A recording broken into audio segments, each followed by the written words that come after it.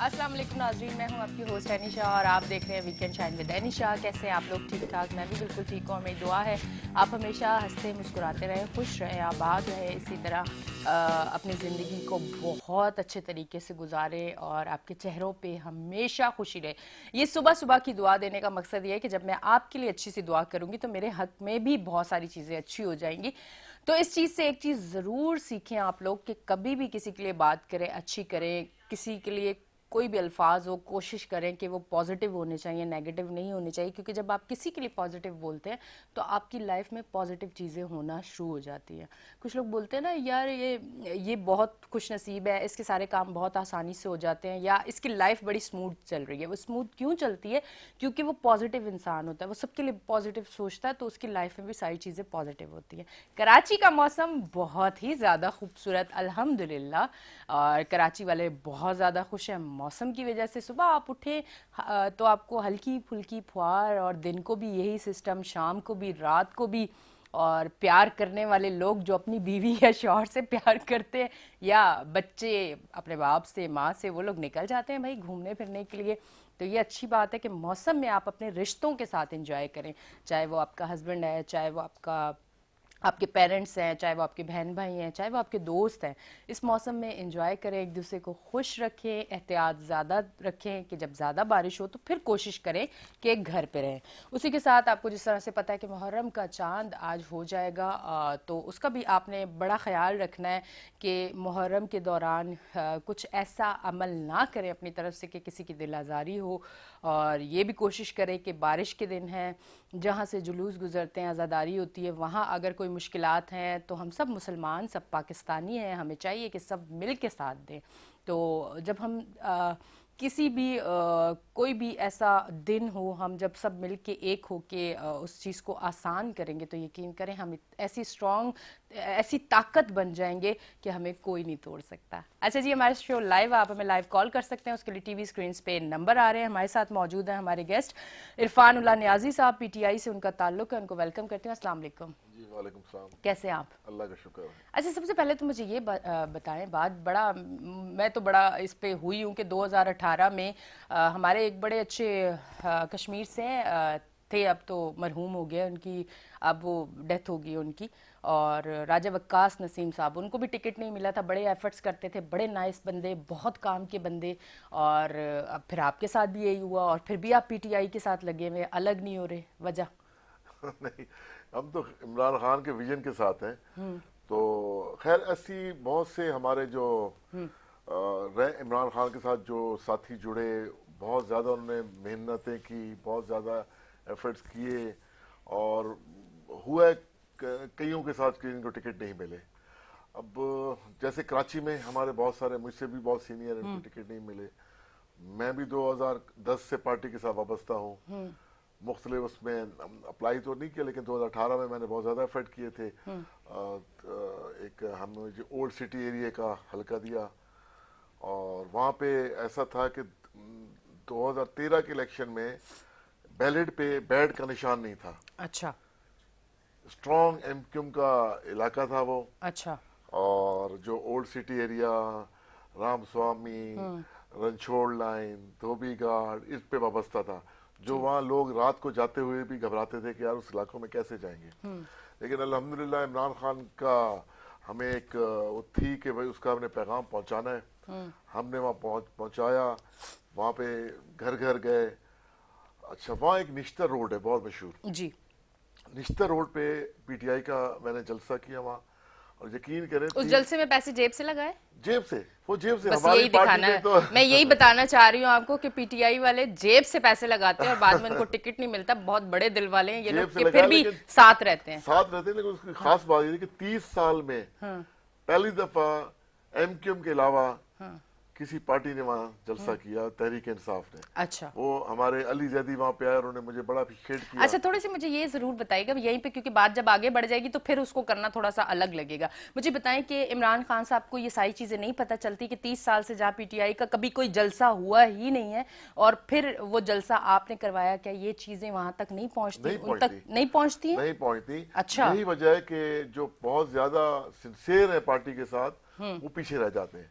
ठीक। आगे हर्डल्स इतनी होती हैं, इस दफा इमरान खान मेरे ख्याल से वो सिंसियर लोग आगे नहीं बढ़ पाए और फ्रॉडिये लोग साथ थे, शायद इसीलिए मुश्किलात का सामना बस उठाना पड़ा। जो जो जिनकी रसाई इमरान खान तक इजीली है, उन वो बेनिफिट सारे ले लेते हैं। ठीक।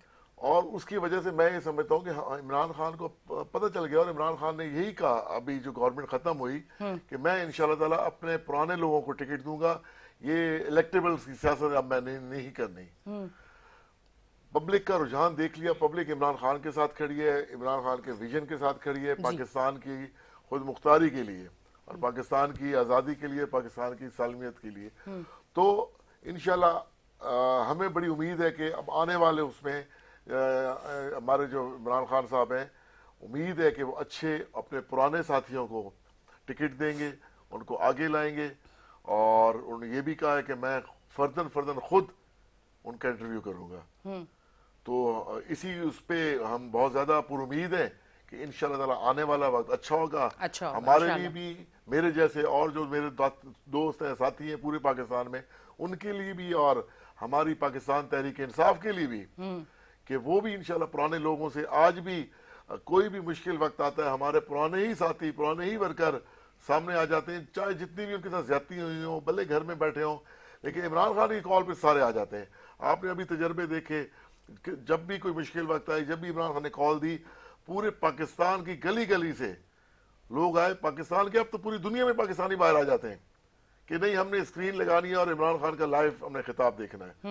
तो ये सियासत तो इमरान खान ने बिल्कुल ही चेंज कर दी है। ये पहले कहाँ होती थी सियासत, हमारे जो जलसे होते हैं, ये कहते हैं जी नाच गाना करते हैं, नहीं, अब तो मार कुटाई भी होती है जलसे में, अब चेंज कर दिया आपने। ये दूसरी जो मिक्स अचार वाले जो लूट सूट वाले लोग, ये तो ये इल्जाम लगाते थे। अच्छा, वैसे नाच गाने का आपने बोला तो ये थोड़ा सा बताए ना, ये क्यों नाच गाना, क्यों इल्जाम लगाया हुआ है? मतलब आप चाहते कि एंटरटेनमेंट हो, लोग खिंच के आए?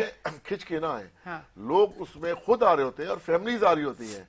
उनको पता है कि हम पाकिस्तान, इमरान खान पाकिस्तान की होप है, हम उसके लिए जा रहे हैं, और वो खुशी का इजहार करके जा रहे होते हैं, तैयार होके जा रहे होते हैं। वो तो कहते हैं कि वो जिस इलाके में जलसा हो रहा था, वो उस इलाके में कहते हैं हमारी ईद आ रही है, ईद का समय, इस उस पे मतलब वो तैयारी करके वहां जाते हैं, पीटीआई के झंडों के हिसाब से अपने कपड़े बनाते हैं, खवातीन अपने कपड़े बनाती हैं, बहुत खुशी का इजहार होता है।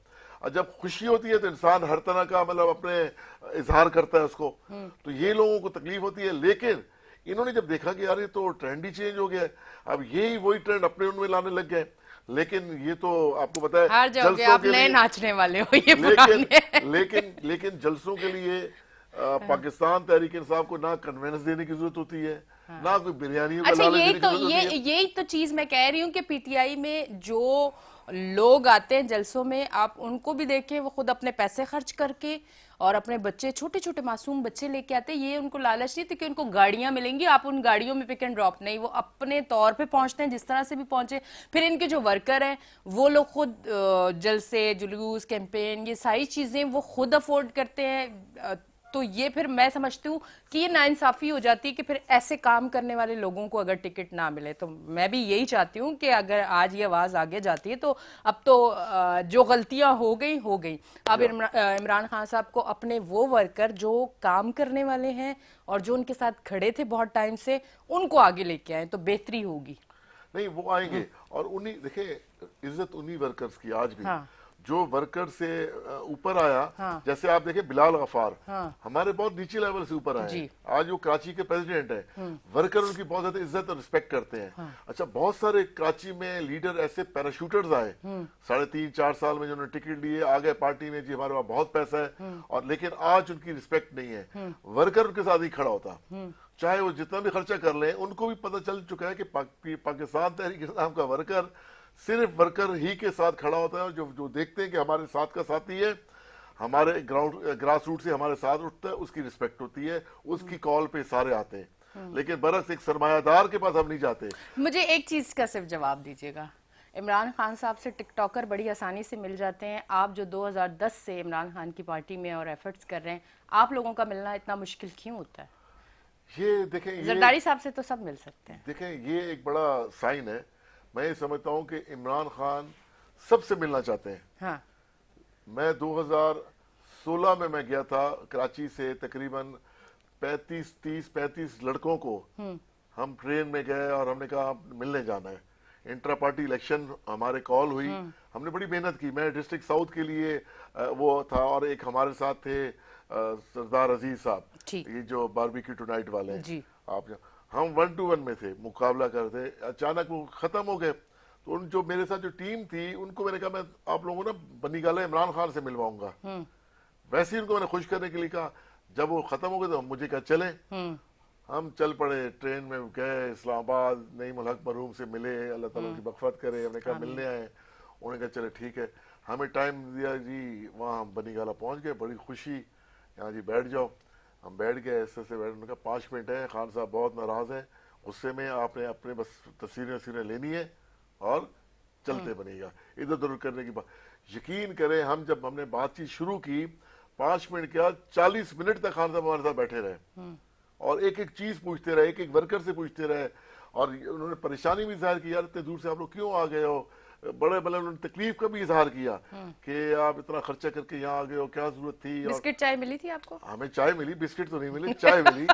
ठीक है, तो बिस्किट का अच्छा, ये चले, मेहमान की मेहमान नवाजी तो करनी चाहिए, पर एक इंटरव्यू में वो जब खुद बता रहे थे कि ये वाला हुआ सिस्टम के बिस्किट को पैकेट में रखा हुआ था, तो मुझे बड़ी हंसी आई, मुझे बड़ी शर्मिंदगी हुई। पर वो एक उस इंसान की सादगी, और वरना वो भी बड़े बड़े टेबल पे दस्तरखान और बहुत सारी चीजें कर सकता है ना, पर वो चाहता है कि कम बजट में चीजें हो जाए ताकि वो पैसे कहीं और लगे। मतलब ये इसको नेगेटिव नहीं लेना चाहिए। मुझे तो ये चीज अच्छी लगी सुन के। देखिए अच्छी लगी, मुझे लगता है कि वो देखें बिल्कुल पाकिस्तान से प्यार करने वाला शख्स है, तो उससे जो लोग मिलने आते हैं ना, वो कहते हैं, वो ये समझते हैं कि ये भी पाकिस्तान से प्यार करने वाले, चाय और खाने पीने की कोई अहमियत नहीं रखती। और नॉर्मली जैसे हमारे घर में, आपके घर में कोई भी आप बहुत क्लोज आ जाता है, उसको तो चाय रख देता है, यार चाय पियो, अच्छा और क्या, तो बंदा इतना तकल्लुफ पे नहीं जाता।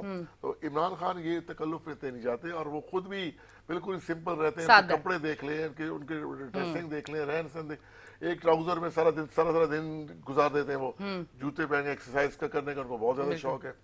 तो ये इंशाल्लाह ताला मैं ये समझता हूँ कि आने वाले अब जो 2023 में या उससे पहले जैसे बातें होनी कि इलेक्शन हो जाएंगे, जैसे हमने डिमांड की हुई है कि फौरी तौर पर फ्री एंड फेयर और अर्ली इलेक्शन कराए जाए, क्योंकि गवर्नमेंट उनसे चल नहीं रही, डॉलर इनसे रुक नहीं रहा, मईशत इनसे तबाहाली की तरफ जा रही है, एक्सपोर्ट हमारी खत्म हो चुकी है। अब सोने पे सुहागा इन्होंने क्या किया, लग्जरी आइटम से इम्पोर्ट फिर खोल दी। अरे भाई हमारे मुल्क में डॉलर वैसे शॉर्ट हो गए यार, अब इम्पोर्ट आपने फिर खोल दी है। वो जो बड़े बड़े जो जाइंट्स बैठे हुए हैं वो चीजें मंगवाएंगे कि चलो वैसे शॉर्टेज हुई है, वो डॉलर फिर बाहर जाएगा और या प्रॉब्लम। तो ये उनको मैं तो समझता हूँ कि अखलाकी तौर पे खुद ही रिजाइन कर देना चाहिए कि भाई ठीक है, आए और दोबारा री इलेक्शन करते हैं, जो जीत के आ गया वो 5 साल का मैंडेट करे और हुकूमत चलाए, और 5 साल का जो जिसको मैंडेट मिलता है वही चीज को चला सकेगा, चीज को समझ सकेगा। अदरवाइज ये जो आए 1-1.5 साल के समझ के, और इन्होंने काम क्या किए, अपने आप को एनआरओ दिए, अपने केस खत्म किए, नैब को खत्म किया। अच्छा जितने बड़ी बड़ी ब्रेक लेंगे यहाँ से, इस बात को हम यहीं पे याद रखिएगा, आप हम यहीं से कंटिन्यू करेंगे।